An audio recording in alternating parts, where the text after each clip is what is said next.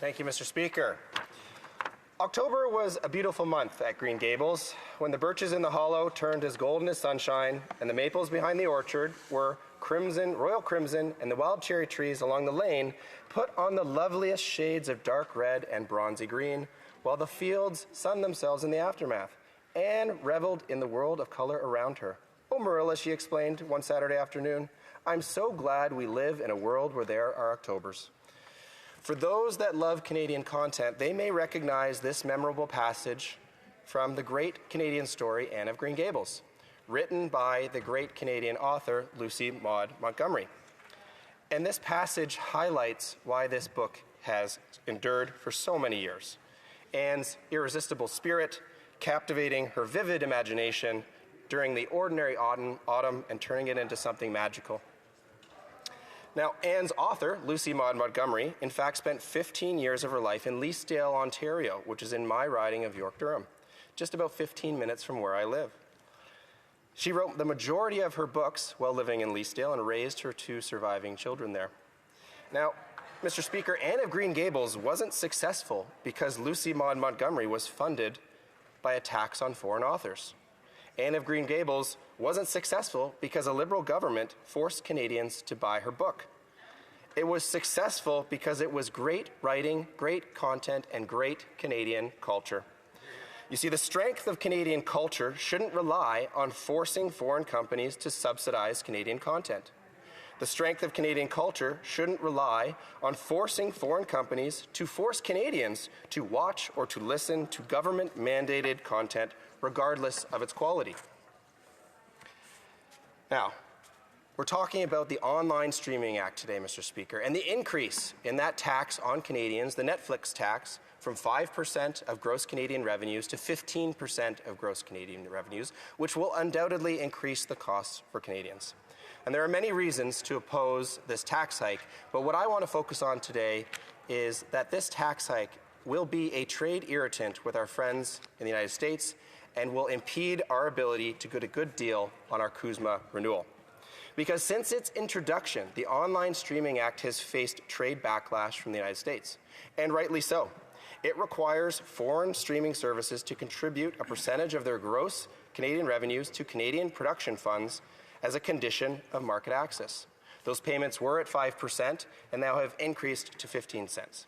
And these rules are discriminatory, Mr. Speaker, for at least 4 reasons. Number 1, they exclude Canadian streaming services from the same obligations. So foreign companies must pay, Canadian companies do not have to. And when foreign companies pay, they pay twice.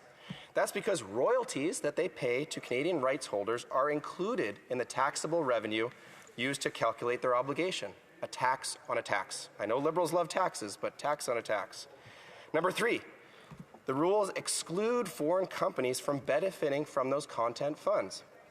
And last, they require streaming providers to promote and prioritize Canadian content. This is often referred to as discoverability. Now, just to pause for that on a moment, the government is dictating the content that these service providers, streaming service providers, must show Canadians. They are telling them that regardless of whether a show is popular, is quality, is good to watch or fun to watch, or even if anyone wants to watch it, it must be shown to Canadians. So the Liberal government will tell you what content is okay. All of this leaves us with an unfair and uneven playing field, whereby foreign companies are required to contribute but banned from benefiting. Now, the cost of foreign companies is real. One estimate that was submitted before the CRTC by the Computer and Communications Industry Association in the United States said that at 5%, it costs their industry $2.2 billion US. And that will grow between 2025 and 2030 at the higher CRTC rates to over $7 billion US. Now, I'm not noting the cost, so we shed a tear for companies paying taxes, but to note that there is a real cost here to U.S. companies. And so we should not be surprised that these U.S. companies are outraged that they're being discriminated against and are calling on their government to take action. And the Americans have responded in several ways. First, the Online Streaming Act has been identified in the USTR's National Trade Estimates Report every year since its passage. That report identifies trade irritants that the U.S. has with countries around the world. And if you go to the section on Canada, you'll find a subsection on the Online Streaming Act, which calls out this tax. This isn't just some government report that sits on a shelf. USTR Jameson Greer has repeatedly said in public that the National Trade Estimate Report must be part of any USMCA CUSMA renegotiations. This means that the issue is squarely in play for the US. Now, the government has often claimed that Canada is shielded from this or otherwise protected because of the so-called cultural exception in the CUSMA. Well, the cultural exception exists, Mr. Speaker, but it comes with a price. Let me unpack that a little more. The starting point is Chapter 19 on digital trade in the CUSMA, and it covers non-discrimination. And it says, in relevant part, no party shall accord less favorable treatment to the digital products created, produced, published, contracted for, etc., and made available on commercial terms in the territory of another party. So what that means is non-discrimination. You have to treat foreign digital products in the same way you treat other foreign digital projects and products created in Canada. Now, lawyers will argue whether there's discrimination or not, and we'll leave that to them. I would just say I think the case is pretty strong. So that takes us to the so-called cultural exemption, which is found in Chapter 32. And it says, in relevant part, that the agreement, the CUSMA, doesn't apply to a measure adopted or maintained by Canada with respect to cultural industries. Okay, that sounds good. But that's not the whole story, Mr. Speaker, because just 2 articles down, it says, notwithstanding any other provision of this agreement, a party may take a measure of equivalent commercial effect in response to an action by another party that would have been inconsistent with this agreement. So taken together, Mr. Speaker, this means that Canada can violate its non-discrimination obligations in the digital trade chapter for the cultural sector in Canada, as it's doing with the Online Streaming Act. But that gives the U.S. the right to retaliate with, quote, equivalent commercial effect. This is why the estimates of the cost to U.S. industry are so important, because it tells us what the retaliation may be. It's also important to note that the retaliation provision is not limited to the cultural sector. So that means that the United States could choose which products or services it wishes to retaliate against. And the U.S. has done that repeatedly with other countries. Take France, for example, where they retaliated to the French digital services tax by targeting their wine, cheese, and handbags. Now, we've talked a lot about in this House vulnerable industries in Canada: steel, aluminum, lumber, automotives, seafood. Well, imagine the United States taking retaliatory action completely consistent with its obligations at one of those industries. Now, I just want to end, Mr. Speaker, on how this funding is being used, because I think we could argue about whether this is good or not, but what really puts the nail in the coffin for me is to see how this cultural funding is being used. It's often used to push radical ideologies on Canadians, families, and children. Let's look at just a couple of the outrageous examples.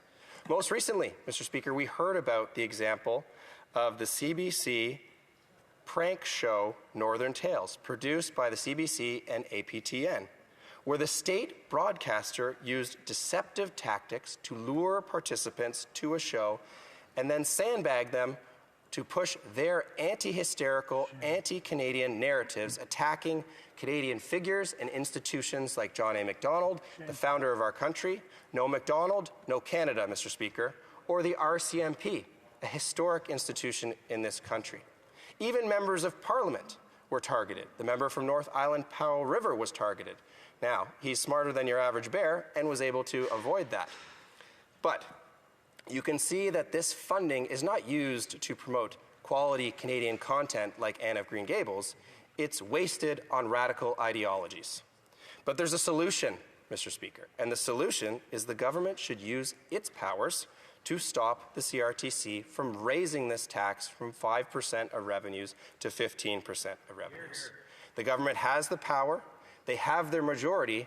The question is whether they will do that. Because at the end of the day, Mr. Speaker, Canadians want to go home, kick their feet up, crack a beer, watch Netflix without having it cost them an arm and a leg. Questions and comments. Question and commentary. The Honourable Parliamentary Secretary, the Government House Leader. Yes, thank you, Mr. Speaker. It's somewhat sad to see Canada's official opposition surrender our arts and cultural sovereignty to the United States. And that's in fact what we've been witnessing, where we have Conservative members, like the one that just has spoken, Mr. Speaker, that made it very clear as to why it is that he wants everyone to support gung-ho this resolution. Because he's advocating more so what you would expect to hear from American politicians or for advocates for Netflix. That's what kind of advocacy we're seeing coming from the Conservative Party. My question is, okay, the Conservatives want us to capitulate. This isn't the first time. Remember, Trump won, they wanted us to capitulate. Why are the Conservative parties giving up on our culture and heritage community? Member for York Durham. Mr. Speaker, my honourable colleague takes such a dim view of culture in Canada that it can't stand on its own 2 feet. I'm not afraid of American culture. I'm not afraid of watching American sports. I'm sure the member opposite watches U.S. films, watches U.S. TVs, uses Netflix even maybe. But that doesn't scare me because I have confidence in Canadian artists, Canadian cultural creators, that our content is excellent. Just like Anne of Green Gables went worldwide, I believe the next Canadian author or streamer or musician can do the same. Question et commentaire, l'honorable député de Berthier. The honourable member for Berthier-Masquinongé. I'd like to thank my colleague. It's not about being scared of American cultural content. Many people consume it. That's not the issue. The question here is balancing things out across the country because the media and institutions currently in place have had to pay licensing and infrastructure costs, and then the web giants are coming in here and they don't have to pay any of these fees. So it's just about taking a small amount of the profits they make so that we can redistribute it in favor of our culture. And despite what the member seems to be saying, this is not about dictating what the content is. The institutions are independent. But that way, we would at least be able to hang on to our rural media, which is important. Mr. Speaker, these companies already pay taxes in Canada, employ thousands of Canadians, and invest in our country. The member talks about balance. This is not balance. This is government picking winners and losers, choosing which Canadian content gets funding and choosing and forcing tech companies to manipulate their algorithms to show Canadians content that the Liberal government says is good. Questions and comments now. Member for Souris, Moose Mountain. I'd like to thank my honourable colleague for that speech because he and I share a very keen interest in international trade, and we're trying to understand what is the logic of the Liberals to bring forward something like this right when we're about to review CUSMA, where this, as he has amply said many times, that this is a trade irritant at a time when we need to be trying to find common ground with our partners. And then also with another thing like Mercosur, where they were also worried about us backdooring products in from other parts of the world. At a time like that, why on earth would the government go ahead with something like this? Member for York Durham.